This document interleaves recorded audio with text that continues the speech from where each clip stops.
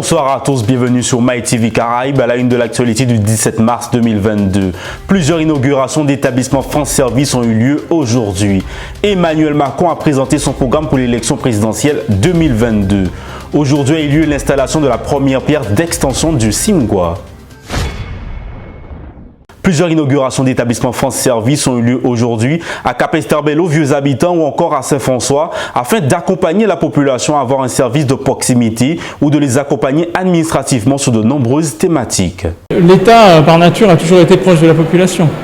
Mais par contre, ce qu'on a souhaité là, c'est qu'il y ait une approche, je dirais, pluridisciplinaire, c'est-à-dire que l'ensemble des services, à la fois des collectivités et de l'État, soient au plus près de la population pour que la population, en fait, ait un guichet unique. C'est un peu l'objectif que l'on a. Et ce guichet unique, il est à la fois par des présences physiques de personnes qui fixeront leur rendez-vous, qui seront capables de donner des renseignements, mais c'est aussi à travers l'accompagnement de l'outil numérique, où on sait qu'on n'est pas tous égaux devant cela. Et malgré même, je dirais, des personnes qui seraient aguerries à l'outil numérique, parfois la navigation dans les formulaires administratifs des différentes administrations ne vont pas de soi. Et donc c'était pour ça que c'était important de le faire et pour éviter que des déplacements inutiles pour la population. C'est même pas dans les communes, c'est dans tous les cantons. On va en avoir 24 d'ici peu.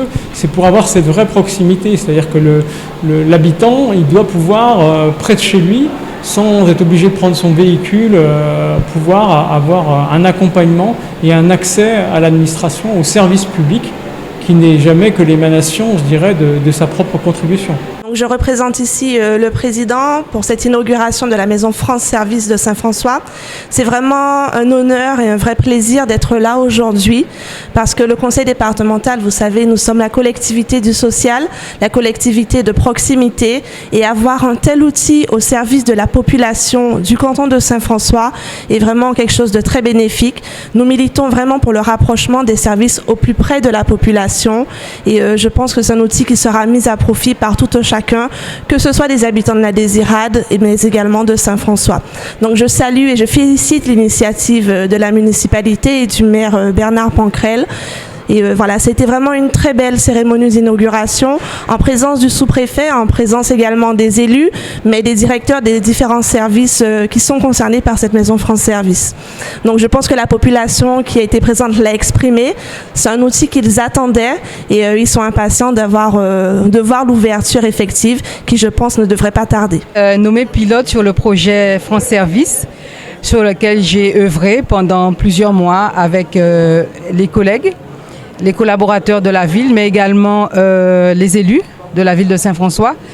Et depuis septembre 2021, nous avons travaillé à la candidature, ensuite aux différentes phases qui étaient nécessaires à la mise en place de la France Service pour aujourd'hui arriver à cette inauguration que nous avons effectuée aujourd'hui 17 mars 2022. Et c'est un aboutissement de plusieurs mois de travail et nous espérons pouvoir vraiment donner satisfaction au maximum aux administrés de la ville de Saint-François qui trouveront au sein de ce service les différents services administratifs de l'État, notamment le ministère de la Justice, le ministère des Finances publiques, la Poste, le Pôle emploi en tant que partenaire aussi. Nous en avons d'autres et vraiment je pense que cela portera satisfaction aux administrés. C'est une belle journée citoyenne dans la mesure où c'est notre première réalisation dans le sens où nous avons besoin de créer à Saint-François, créer pour alléger les difficultés de nos concitoyens. Nos concitoyens de Saint-François, nos concitoyens de la Désirade, ce seront 9 services publics au minimum de l'État qui seront réunis là, les services des impôts, la caisse d'allocation familiale, la caisse générale de sécurité sociale, le régime général, le régime de retraite, le régime spécial agricole, qui seront sur place pour lorsque les administrés, lorsque les personnes concernées veulent faire une démarche, qu'il n'ait pas à effectuer une trentaine, une quarantaine de kilomètres et surtout trouver des portes closes puisque de plus en plus les démarches se font de façon numérique. Il y aura des agents qui ont été formés par nos soins à Saint-François pour recevoir les doléances de ces administrés, les doléances spécifiques et pour effectuer les démarches avec eux. Et lorsque ces démarches deviendront un petit peu plus spécialisées, plus spécifiques, eh bien, à ce moment-là, nous aurons véritablement une équipe qui viendra de ces services, mais qui se rendra sur place à Saint-François, et cette démarche se fera en sens inverse, et ça évitera à cet administré, cette personne âgée, ce marin-pêcheur, cet agriculteur d'avoir à faire ces quelques kilomètres après sa journée de travail, à cette personne âgée avec les fatigues qui n'ont pas forcément les moyens de locomotion à disposition pour pouvoir effectuer leur démarche sur place, près de chez eux, juste en ouvrant au seuil de leur porte, juste en ouvrant leur porte, en laissant leur porte entrebâillée, parce que c'est ce que nous voulons pour que tous et chacun retrouvent une proximité dans ces démarches administratives.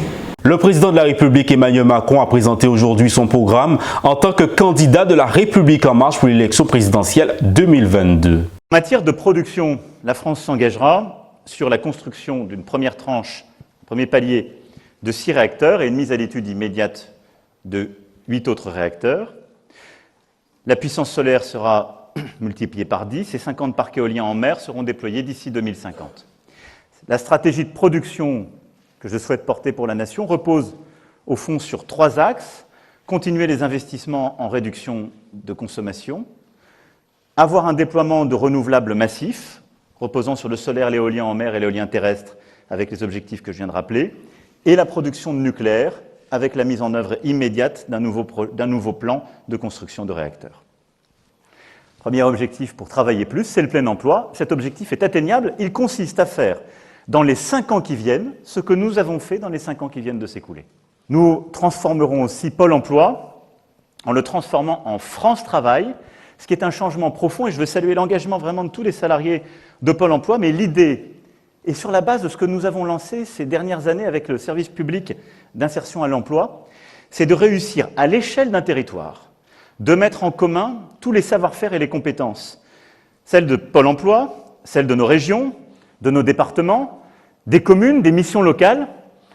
Il y a une très grande segmentation de toutes celles et ceux qui accompagnent le retour à l'emploi. La réforme que je souhaite mener, c'est d'augmenter l'âge légal progressivement, comme on l'a toujours fait d'ailleurs, avec un système de trimestre progressif, mais donc de mener cet âge légal jusqu'à 65 ans, de prendre en compte les carrières longues, ce sera un sujet de négociation, mais celles et ceux qui ont commencé à travailler très tôt, il faut le prendre en compte, de prendre en compte les questions d'invalidité et de pouvoir, de la manière la plus individuelle possible, prendre en compte aussi la réalité des métiers et des tâches pour avoir un système qui est juste.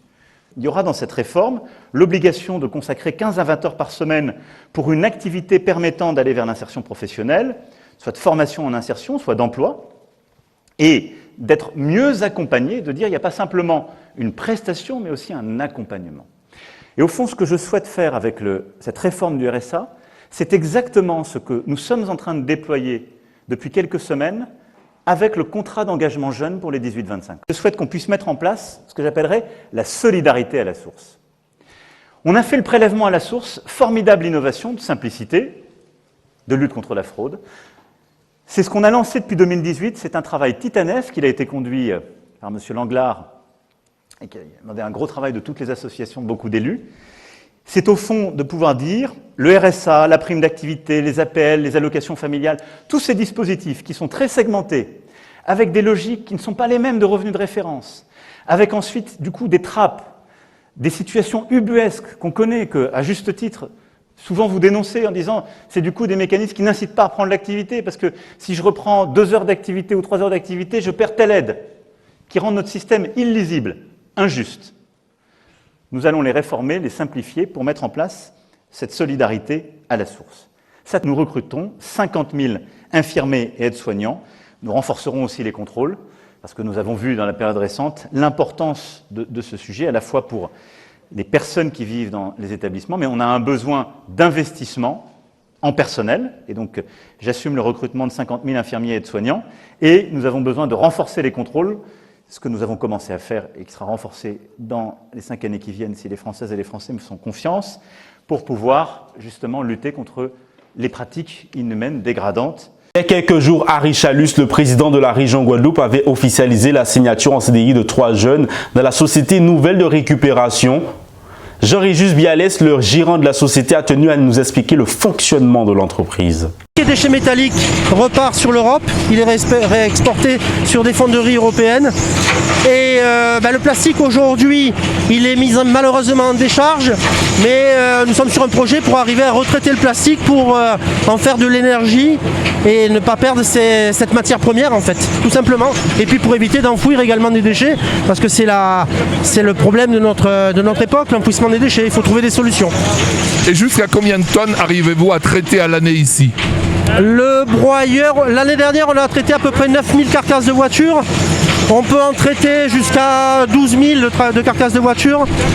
Et au total, SNR aujourd'hui, entre toutes les ferrailles qui rentrent, c'est à peu près 16 000 tonnes par an de ferraille réexportées pour la ferraille. Ça, c'est une roue aimantée. Donc ça attrape tout ce qui est métallique.